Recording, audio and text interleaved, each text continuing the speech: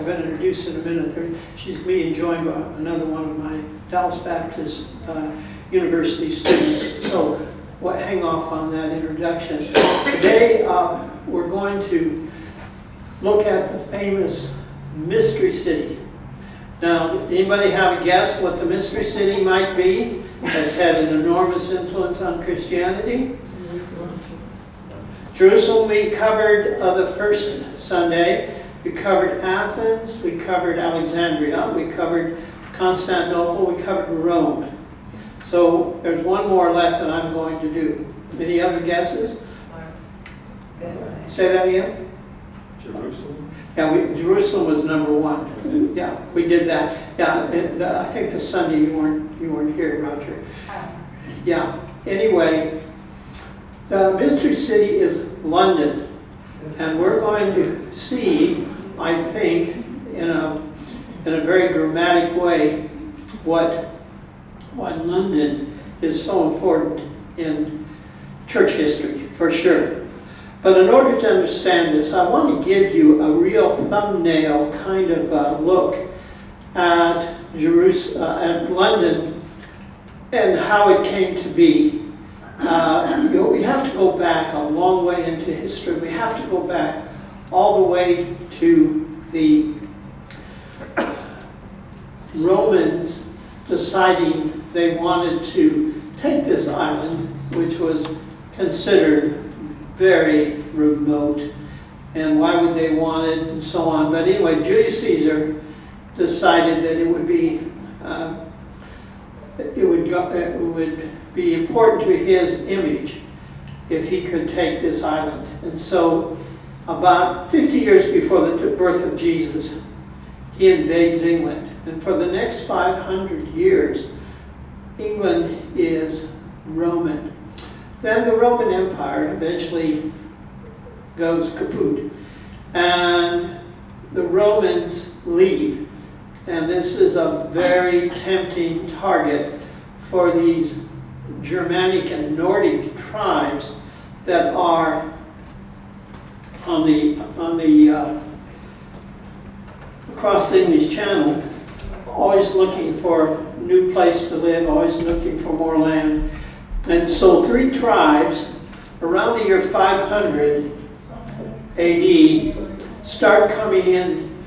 One is called the Anglos, the Saxons, and the Jews. Now, they're speaking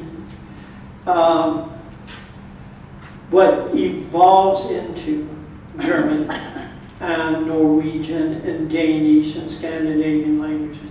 All those languages, they're speaking a primitive form of it called Old German. And these tribes are very important tribes, but they are tribes that are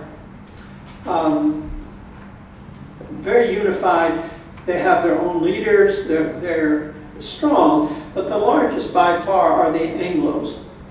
So because of that, even though there are 3 tribes, they call this new land of theirs Anglo land.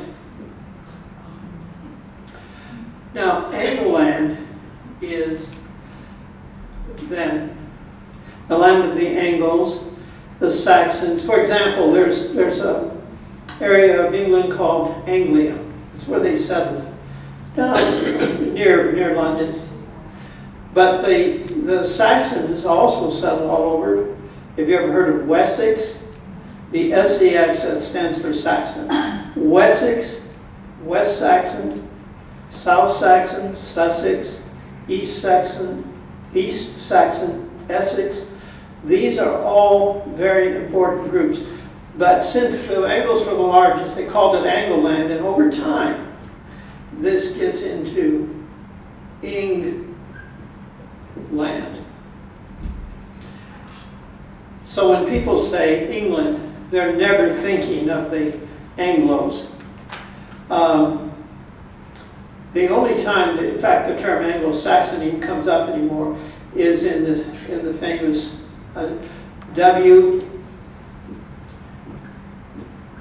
ASP, WASP. You know what it stands for? White Anglo-Saxon Protestant. They didn't like the Catholics, they only liked white people, etc.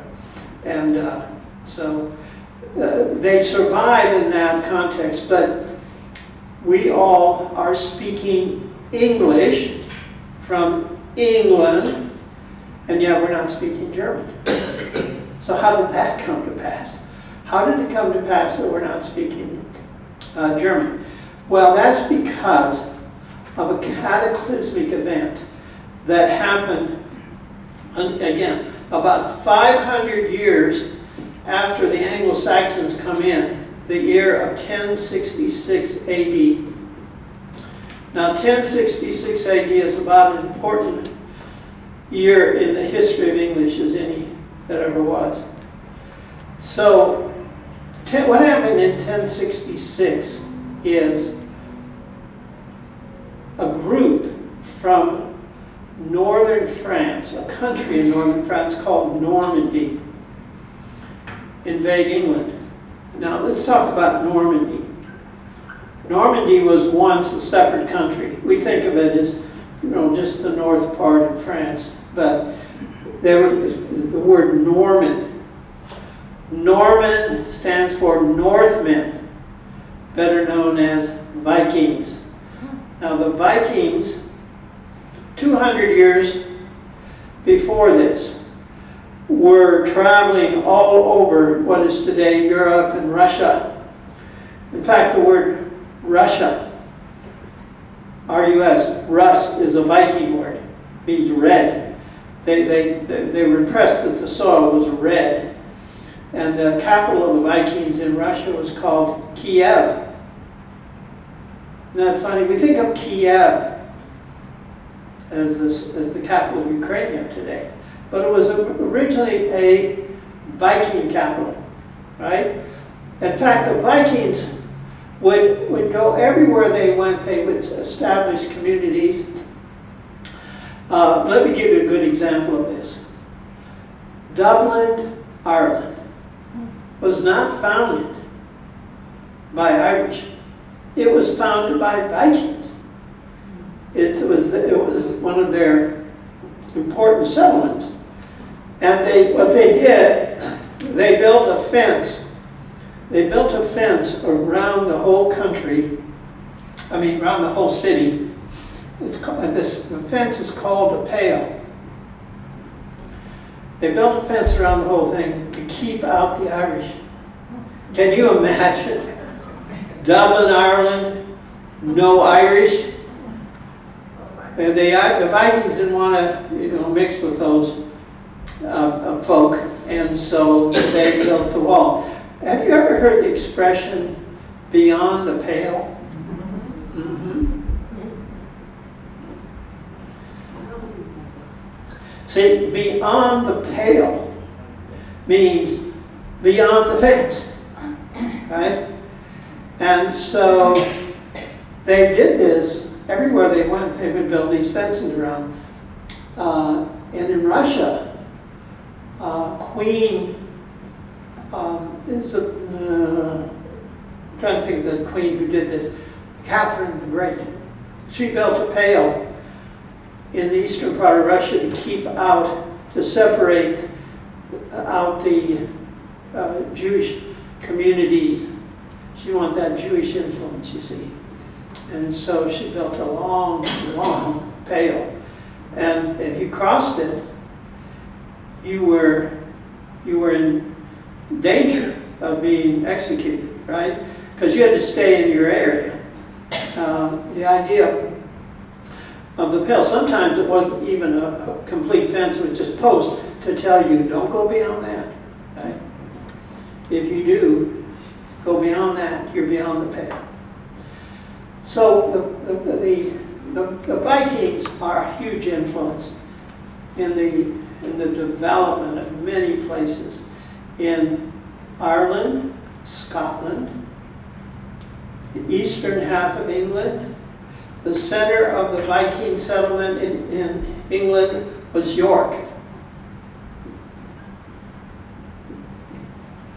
Now York is an old Roman settlement in York. York was a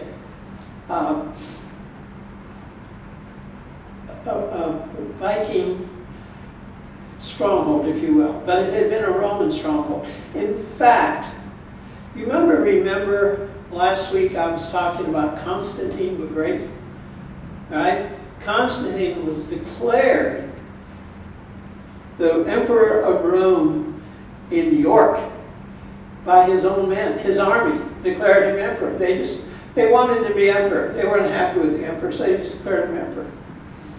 And so he became. It's because of some Roman soldiers that we have the Nicene Creed, right? And all of the stuff that came with it. But anyway, these Vikings were very strong in northern France, but they had lived there. By the time that 1066 rolls around, they'd lived there more than 200 years.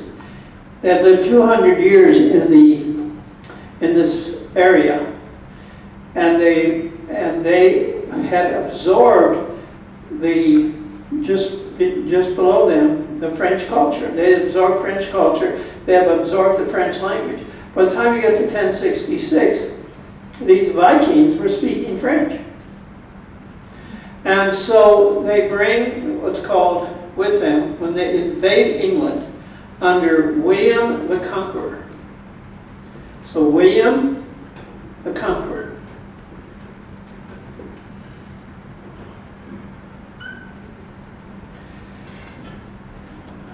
William the Conqueror was their leader, and he decided he wanted England. He had to go and he had to defeat two armies.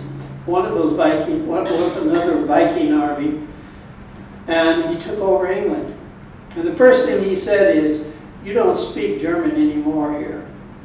You speak French. So, here's what happened. The government, everything's in French. Church, French. All of the activities of the court, all the activities of officialdom, right, is carried on in French. Business is often in French. But the farm, oh please, come up here. Come. My special guests have arrived, please. Yeah, have a seat here. You know, I feel like an adopted uncle, an old proud uncle of his nieces. That these just arrived are two of my Dallas Baptist University students, who I call the double A's. First of all, they both their names start with Allie and Ariella. And they're double A's for that reason, but they're also double A's because you know how the best student gets an A+? They get double A's. And the reason isn't necessarily they're smarter or work harder, but it's because of their love of learning. They want to learn so badly that they get up on a Sunday morning when they could be having fun somewhere. And here they are, right? I just marvel at that. So it's with great pleasure. Allie Smith and Ariella Silbert and her mother, who is my new friend, is so very much a thrill to have you here that I am humbled by the fact you would come. Thank you. So, having said that nice introduction, we're going to get back to the conquest of England, 1066. Now, what you have to appreciate is this very important detail. French and German have never gotten along, right? They're very radically different language. The only real good example we have of this German that they were speaking in England is a famous book called Beowulf.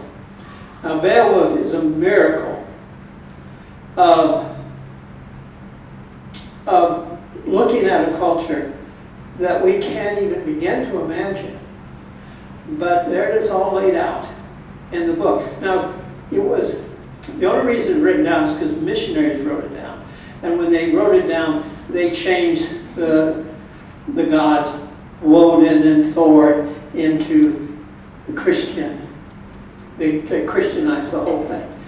And for this reason, it survived. But you can't imagine how important it is how when they discovered this famous manuscript called Cotton Vitellius, A15. Cotton was a famous library in England, and Vitellius was a Roman emperor, and so a section of the library got named after him, and it was the 15th manuscript. Now, when you get your PhD in English, you have to know minutia like that, right? And it's only important to people that are in the literary trade, so to speak, to know things like this. But the point is, when you have to understand what happened in 1066, is that the farmers, they don't want to speak French, they want to speak their German. And they're out in the boonies, nobody cares what they speak, right? But in town, it's going to be French. So what happens is a remarkable thing, a shotgun wedding.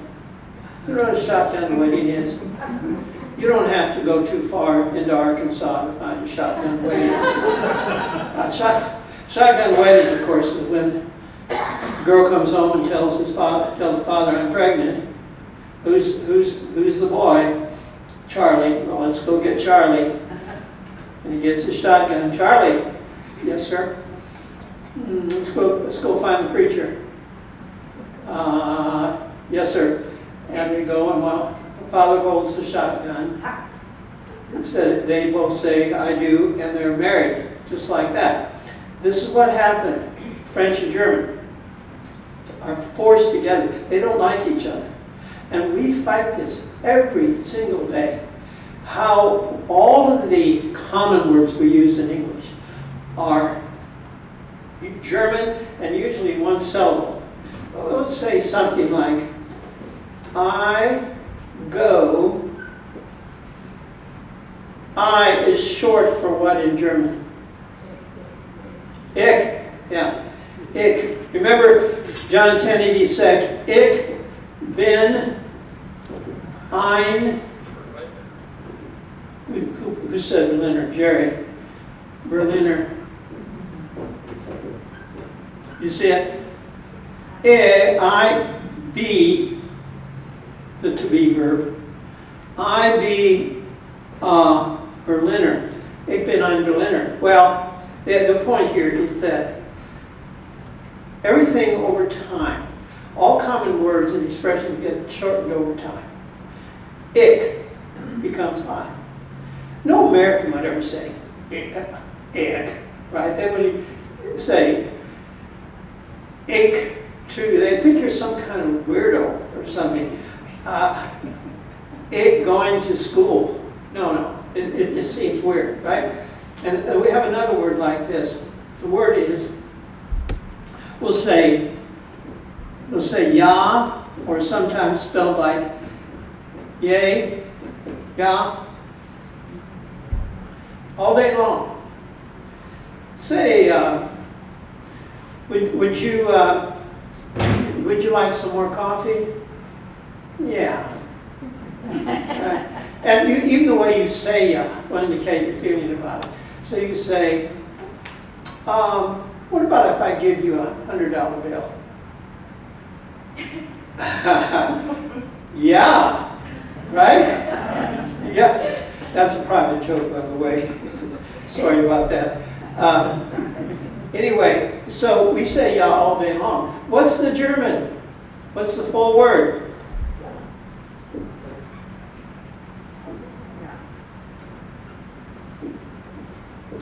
Ja, wohl.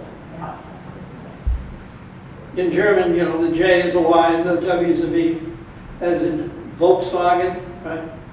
Jawohl. And they still do this in German. So they want it to be really solid, right? So if the general is talking to a foot soldier, young man, are you happy in the military? Jawohl! Yes, sir.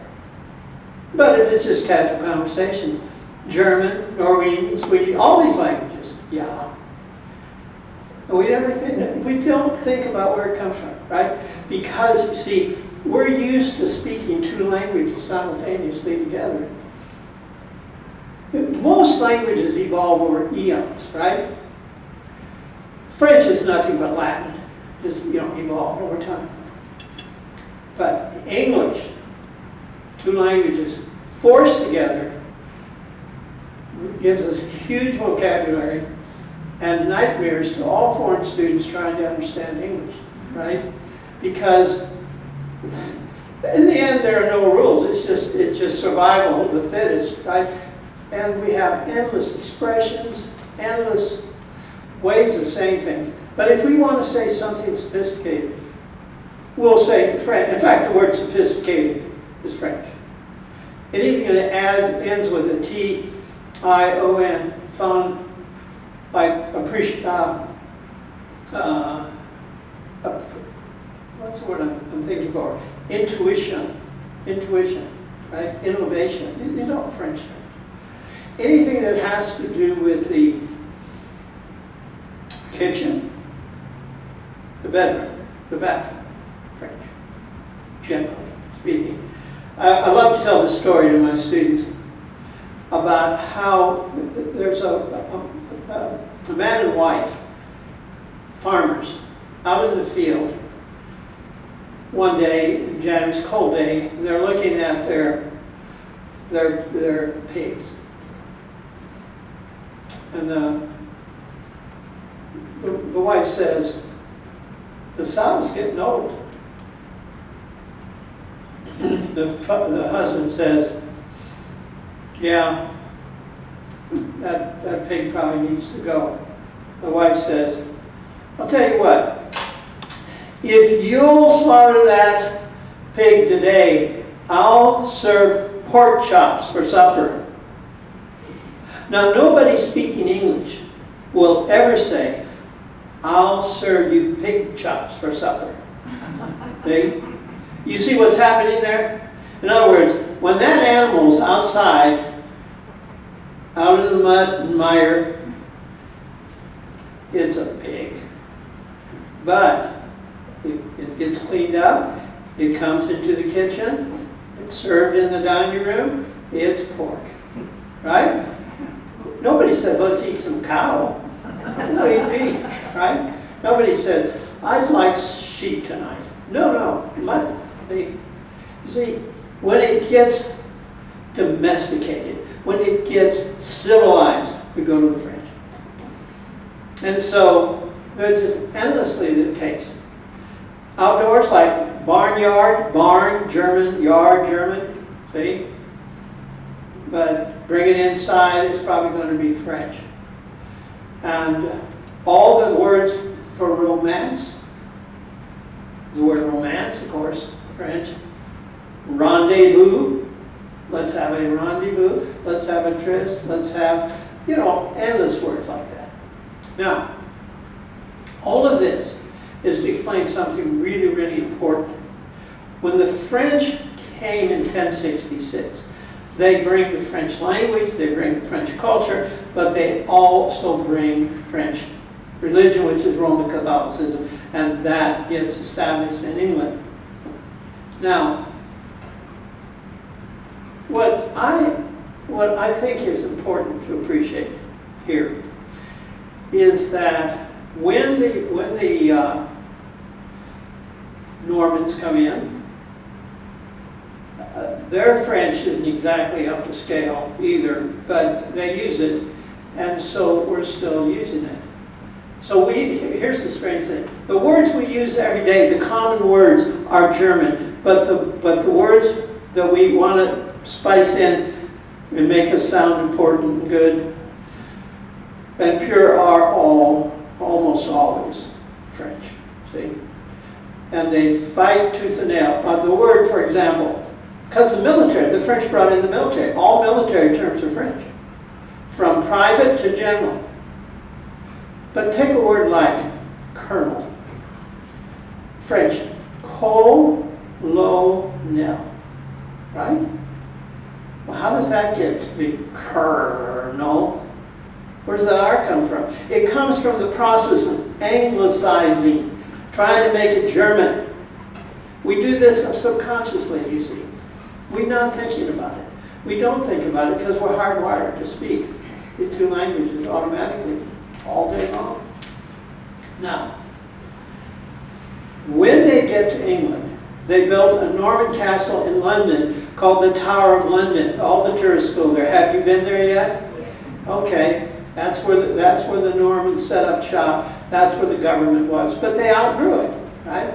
So they decide to move their whole operation over to a place called Westminster. Now, Westminster is an extraordinary place even today. Okay? So I want to put this down here. Westminster. Now, it's not minister, Minster. Minster is from monastery. It gets mangled into English. So this was a monastery where Westminster Abbey is. That was the church they built. It was already there. In other words, when the Normans came, the church was already there. But what happened is that it became the center, because when they decided to move from the Tower of London, they created this wall, and through the wall there was a gate. Okay? Over here's London. Now, hold on to this thought if you can. At Westminster is where all the government is, all the royals. This is like you go today. Where's Buckingham Palace? Westminster. Where's number 10 Downing Street? Westminster. Where's the Parliament? Westminster. Anything there's the courts, the government, we just say Washington, D.C. They say Westminster, and one of the areas in Westminster is called Whitehall. If you watch these old British movies, they're always talking about Whitehall. So-and-so went to Whitehall. In other words, think of Pentagon, right? And so this is a very, very important area, Westminster. Now, what I want to tell you is a story. So way back in the Middle Ages, where did I put it? Right here. Way back in the Middle Ages, right here at this gate,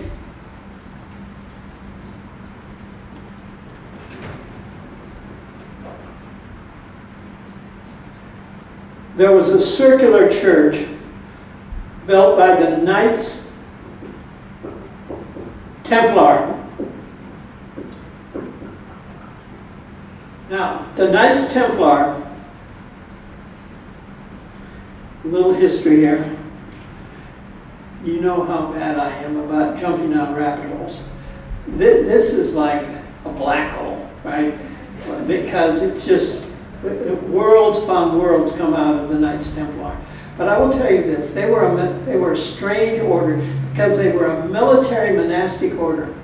They were monks who went out and fought in the Crusades.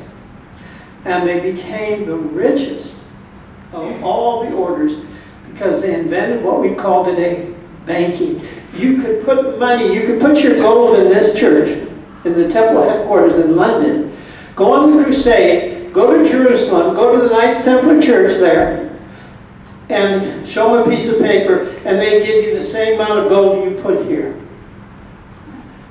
We call that checking, or traveler's checks probably would be the closest to it today, right? That was an innovation. Of course, they had a little fee they charged, and so the Knights Templar became loaded. And eventually, the King of France goes, all that money going to waste on those monks. And so, on the famous day, October 13th, 1307, Friday, by the way, this is why people think of Friday the 13th as unlucky. The Knights Templar were all arrested by the King of France, and eventually all burned at the stake. But the children and grandchildren of those Knights Templar kept their beliefs and came like a phoenix, resurrected 100 years later in England as the Masonic Order. And you can imagine the impact the Masonic Order has had around the world, but particularly in Dallas, Texas. Think about this: Scottish Rite, Masonic Order, directly from the Knights Templar. All those children who have been given medical services free of charge. Unbelievable, right? Including my son, who went down and had all kinds of tests. Who knows what it cost? No bill. Fantastic. But anyway, the Knights Templar then, got wiped out, 1307. So this building was sitting here. It was taken over by a guild of lawyers. A guild of lawyers. And they used the church, and they used some other buildings here. And they called it the Inns of Court.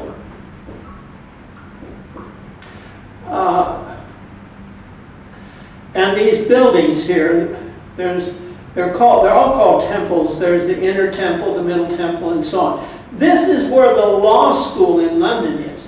If you want to become a lawyer in London, this is where you go.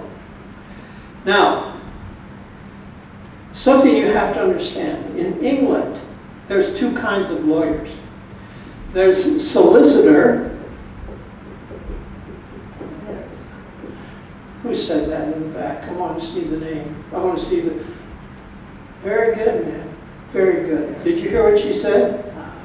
Barrister. See, she's way ahead of me. Barrister. Now, what's the difference between a solicitor and barrister? I'll tell you.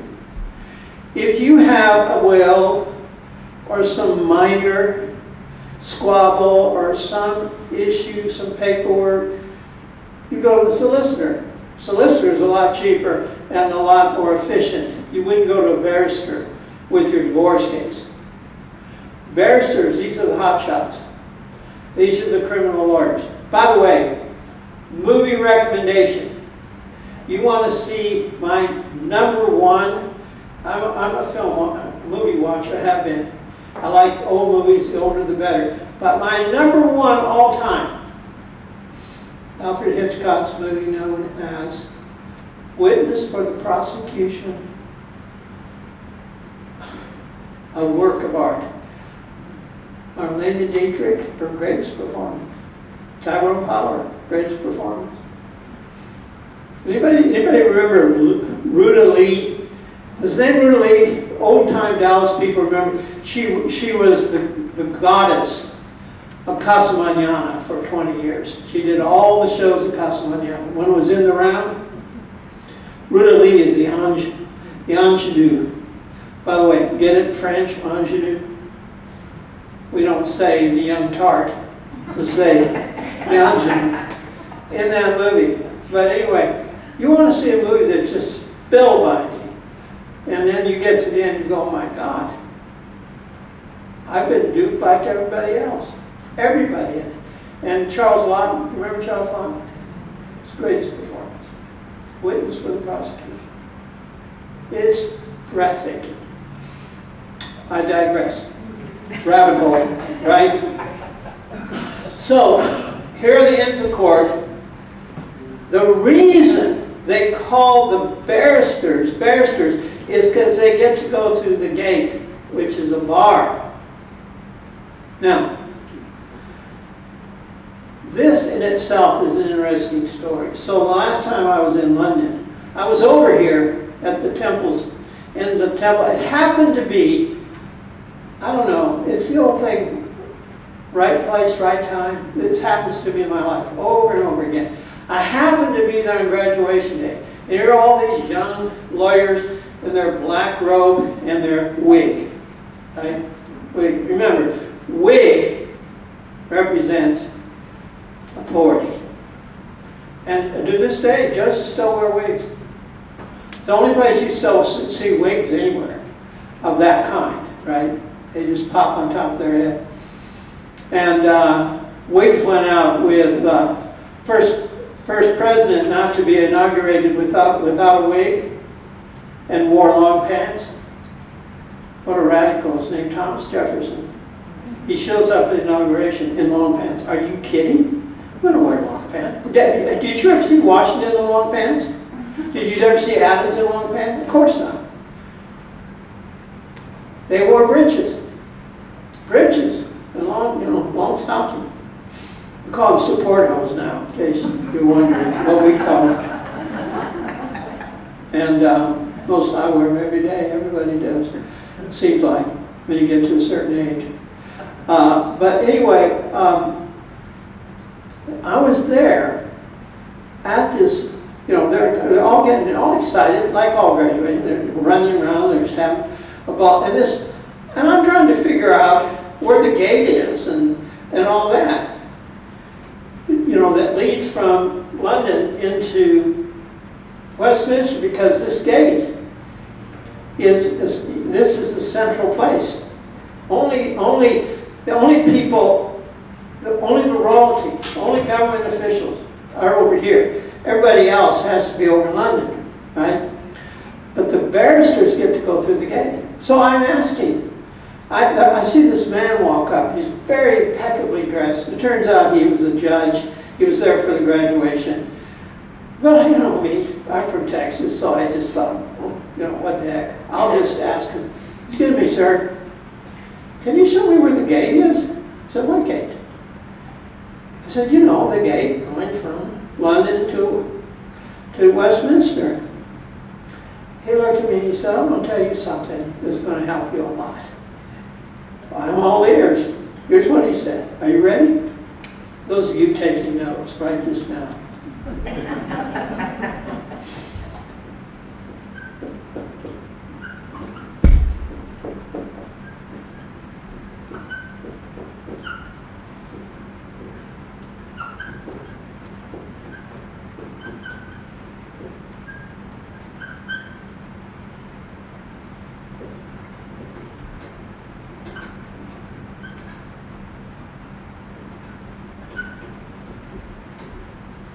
He said, if you'll remember this, you'll never go wrong again. A street is a gate. In medieval, they always named the streets after what gate they came through. So there were 13 gates around London, and they all had names, right? So then if you say the name of the gate, it's on the street that comes out from that gate as it goes along. The famous street in Methodism is Aldersgate. Remember Aldersgate? Where John Wesley had his conversion? So, that explained Aldersgate. I could never figure out, what was he doing at a gate, having his conversion? I didn't get that, see. So now it all came clear. A street is a gate is a bar. Hey, get it? Once you graduated from law school, you became a barrister, you got to go through the gate. You got to go through the bar. You had your official papers. You could practice law. You were elevated to like low-end royalty so that you could be over here, a barrister. And a bar is a pub. So the best food in England is always in the pub, in case you've never been before. Basically, food in England is really awful, but it's good in a pub. So that's one thing you always have to remember. Anyway, I wanted to tell you all this because this then is the action. The coronation we just watched, what? A few days ago. Westminster. What's the importance religiously? Who's the head of the Church of England? Charles III, King of England, is the head of the church. And that's why it's so important. Okay, now, I'm going to transition now. My transition here is Aldersgate. Okay, here we go. Hang on. Hang on for a fast ride here. Aldersgate. Now, I want to tell you the enormous impact in our lives in America of a man named John Wesley. Now, John Wesley was one of 19 children by a woman named Susanna. Susanna had married a Church of England rector, that means pastor, and she was the 25th of 25 children from same mother. She was the 25th. The odds of her existing are so minimal you can't even calculate it, right? How many women have 25 children? I mean, nowadays, you have 5 kids? My God. I mean, what were you thinking, right? 25 children. And then she in turn had 19. There's a whole story why she didn't have 25, but we won't go down that rabbit hole today. We don't have time. What I want to tell you about is this. John Wesley was so bright, he was sent to Oxford. In other words, he's elevated, because of his father's the Church of England minister, he's elevated up into the low end of the aristocracy. Very important. He goes, he graduates, everything's fine. He's going to be a minister, and then he runs into a man named General Oglethorpe. Now, Oglethorpe had just founded a new colony in the New World called Georgia, and founded a city called Savannah. And if you haven't seen Savannah yet, put it on your bucket list. Oglethorpe laid out 21 parks, and every neighborhood, the park. It's stunning. I had no idea. I had just gone to Savannah because I hadn't been there. Nobody told me. You know, everybody goes to Charleston. But in many ways, Savannah's more beautiful. Anyway, so he meets up in Oxford. He meets the young, brilliant Wesley, who's so good at languages, and he says, "Hey, why don't you consider coming and being a missionary over in Georgia? You know, you're not married yet. You don't have a church yet, and you're good at languages. We need you." He thinks about it. Yeah, why not? I'll go over there and learn these native languages so they can be missionaries. So he can be a missionary. So on the boat over, 2 very important things happen. The first thing that happens is there's a group of people there called Moravians. Now, the Moravians play a huge role in the history, in American church history. Moravians. They were coming to settle in the New World. They eventually built these communities. Bethlehem, Pennsylvania, Moravian. Salem, North Carolina. You know, Winston-Salem, the Moravian. Wachovia Bank, if you've been around a while, you remember Wachovia Bank, 4th largest bank in America, Moravian. Well, anyway, here's the story. he is so impressed with Moravians and their piety and their holiness that he becomes friends with them. Also on the trip, he was asked if he could be tutor to this young teenage girl named Sophia. And Sophia plays a huge role in our lives. We would not be here this morning if it weren't for this Sophia Hopke, a teenage girl on a ship going to the New World who meets John Wesley. You say, why? Well, because they fall madly in love.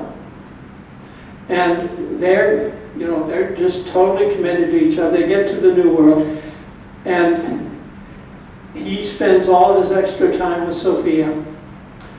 But he has some church work to do and everything. But he had made an agreement with his brother Charles, the famous hymn writer, that he would not marry anybody without Charles's approval. So he dallies and he dallies. And this girl, for whatever reason, wasn't willing to wait. And so she finally just had it. And she had another suitor. And one night she ran off with him. And they got married. And John Wesley was cratered, devastated.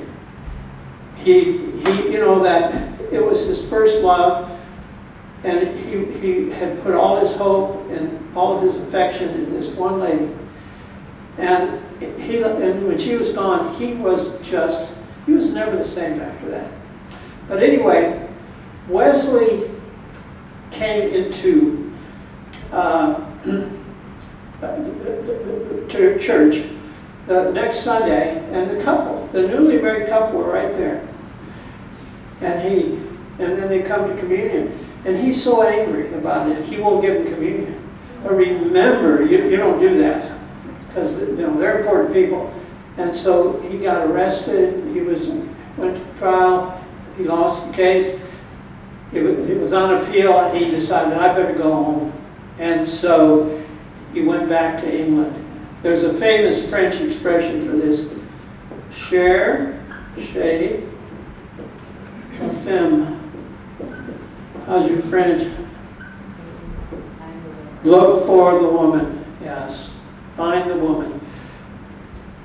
So because of her, he goes back to England. And because he goes back to England, he founds the Great Awakening. He's the star. If you look at the Great Awakening, which was a cataclysmic event, not only in England, but in all through the colonies in America.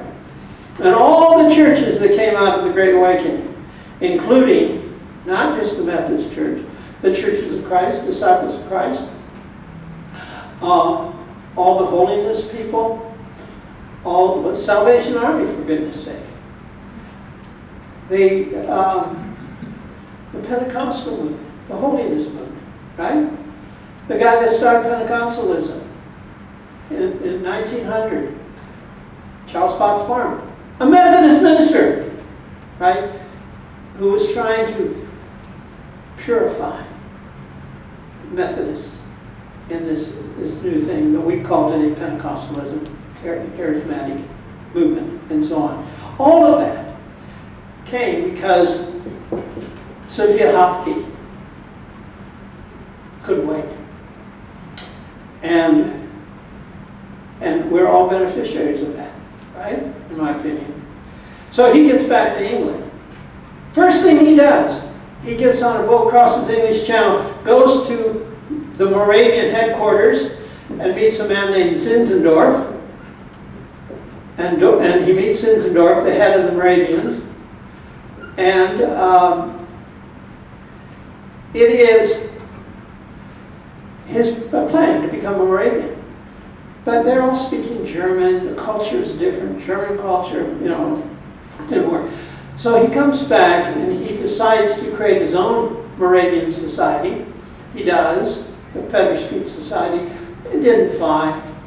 But then he creates the Methodist Society, creates out of which the Methodist churches all come. Unbelievable. By the way, when I was in that London trip, the last London trip, I was in Wesley's home, and I want to tell you medical people here, nobody in particular, but I want to tell you a story. So I'm in his study, and you know, people are saying, and now Wesley had these books on this and that. He was very interested in nature books and science and things. And I'm, you know, kind of ho-humming, and there's his desk and so on. Then over in the corner here, there was a box. It's about the size of this, the top of the podium here, a box glass. And it encased something that looked like a big pot, the kind you put your summer flowers in. And it had some wires coming out of it. And she said, I want you to look inside that box. That contraption was the world's first electronic medical device, invented by John Wesley. All of a sudden, I'm all ears, right? I hadn't been paying attention, but now I'm paying attention. And I say, and she says these words, he was so concerned about helping his people. In this chapel, they had all kinds, you know, they provide food to people, jobs.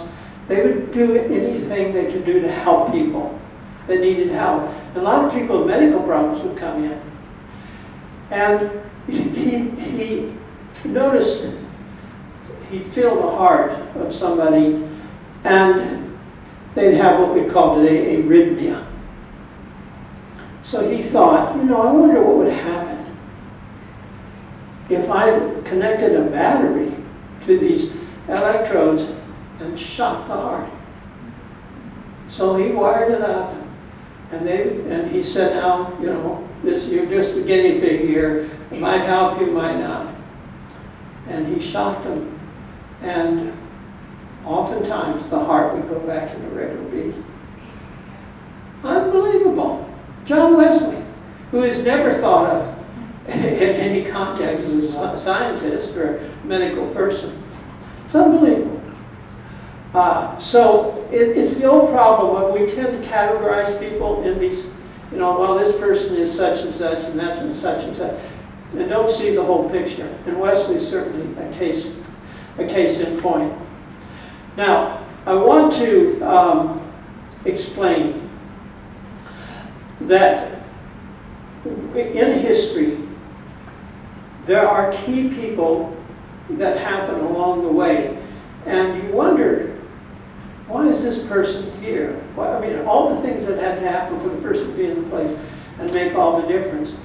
But Wesley made a huge difference, because it was Wesley, along with his brother Charles and a man named Whitefield, the famous Whitefield, who came to America at all these crusades that start the Great Awakening going. And it was just like a fire across America. Then the American Revolution slows it down, but then it starts up again after it at a place called Cane Ridge in Kentucky, Bourbon County, Kentucky. If it says bourbon on the bottle, it has to be from, the whiskey has to be from Bourbon County, Kentucky. Anyway, that's the great center of the Cane Ridge Revival. And that's where they started the concept of mass conversion and what we think of, what would look very much to us like a Pentecostal meeting. And if you think about this, if you go in this building, this is a huge church, as you know. A few years ago, they built a whole wing, and they dedicated to their praise contemporary service. Now, if you walk into that contemporary service today, and then you walk out and drive down the road to a Pentecostal church and walk in and say, I just went through that service, right? Praise music. The use of instrument, because remember, historically, you would never have in a service, the only instrument should have to be an organ, or the human voice, right? But that all changed with the coming of Pentecostalism. The use of music, the music of a very upbeat music, And when I came to Dallas some 53 years ago, the big controversy was all these Baptists were becoming Pentecostals. And so there's a whole bunch of churches today that are known as Pentecostal churches that were once Baptist churches. And then, but now, you go to any of these mega churches, what you're basically going to see, you go to Gateway. Have you ever heard of Gateway? You know, they only have about 30 satellites around. Fellowship, you go to the church. It's very much a Pentecostal style service. And I think that most people just don't realize all of that comes out of Methodism from the very earliest day. Amy Semple McPherson, they asked her, this famous lady who founded, and a woman who founded a denomination. Amy Semple McPherson, they asked her, what is your denomination? Foursquare Gospel, what is it? She said, it's Camp Meeting Methodism. That's what it is. And Camp Meeting started 1800 in Cambridge, Kentucky. All right, one last thought. If you are interested at all in religion and art history, I invite you to my summer series. Every summer, for many, many years, I do a series at Unity Church. I know Roger, and you've also been there. A number of you have been there before. This year I'm doing it on the religious history and background of the Baroque art movement. And this will be on Tuesday nights, first 3 Sundays in June. It's very fun time. 1 hour, 7 to 8. Unity is down in Forest Lane, not far from here. And we have a good time. But you're all welcome if you're coming. I'll send Roger the dope on it, and you can put it in the newsletter if you would be so kind as to do that. Okay, thank you. I want to, again, thank my special guest for coming. And Ms. Silver, thank you so much for coming and bringing Ariella. When you have students like this, teaching is just pure joy, pure joy. So you can imagine my excitement, to have them here this morning. And my excitement to be with you. I'll miss you, and I'm already looking forward to seeing you next May. Thank you again.